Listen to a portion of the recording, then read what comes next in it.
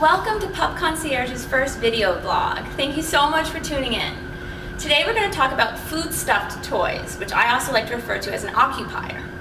A dog's natural instinct is to furrow for their food. These toys tap into that innate desire for your dog. They keep your dog focused on something positive, it increases their attention span, it also increases their food motivation, which is wonderful for training. Now, I like to buy different shaped food-stuffed toys for my dogs. It keeps them very challenged, it's a unique experience every time. Here you can see there's different size openings, some of them screw tighter than others, and they all bounce and roll. A lot of the brands that make these are Orby, Kong, and Busybody. There's a ton out there though, just go to your local pet store.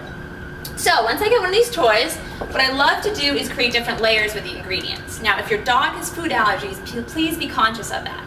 Additionally, try to stick with lean proteins, meats and cheeses, rice, pasta, and fruits and vegetables. Never give your dog onions, grapes, raisins, chocolate, candy, or nuts. Most dogs have extreme allergies to those ingredients, and that includes any ingredients you're giving to them that might be leftovers. Also, spicy foods try to steal away from because that can irritate their stomachs. So here I have peanut butter, I have oatmeal and cheese, I have carrots and blueberries, I have pasta, apples, and Kong spray. Now generally I also use just whatever I have around I might have leftovers from. I don't feed my dogs in their food-stuffed toys anything that I might be eating at the moment. That's an important part because if they smell what you're eating, when they're done with this, they're going to want more and they're going to go to your plate and beg. So this is what I like to do. I like to start with a couple treats in the bottom that are going to rattle around a little bit and create a fun exercise for them to get out at the end. Then I like to put a little pasty substance in it, like peanut butter, right into these holes. Now remember, if you're giving your dog several of these treats a day, you want to subtract the food out of the meals that they're eating in the morning and the night out of their bowls. Here I have some whole wheat pasta. I'm just going to put that in. Okay. Then I'm going to put in some carrots, some blueberries. You'll find these ingredients in a lot of organic pet foods these days. Then I have some Kong spray.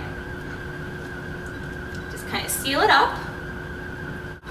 Then what I like to do is put them with the open side face down in a glass dish to put in the freezer. That way all the layers will settle into individual layers there.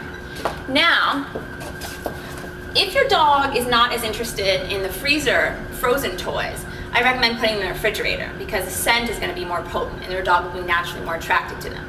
But the beauty of putting it in the freezer is the treats last a lot longer and they don't make very much mess and just keeps your dog challenged and busy for a longer amount of time. Now you might be wondering, when do I use food-stuffed toys? Now I love to use them personally with crate training, to put the toy in the crate before you ask the dog to enter the crate with a go to bed command. And then once your dog loves their crate, you can start introducing the food-stuffed toy after they enter the crate. And then eventually you can start randomizing when they're getting that treat. Another great time is when you have friends coming over.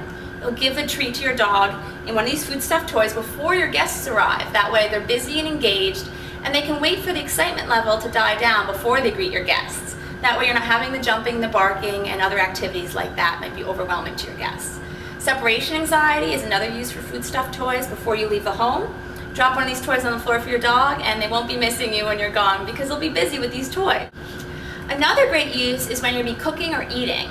If you give your dog one of these toys to play with before you eat your own meal or when you're cooking, they're not going to be busy begging from you or trying to scrounge for food that you might drop while you're cooking.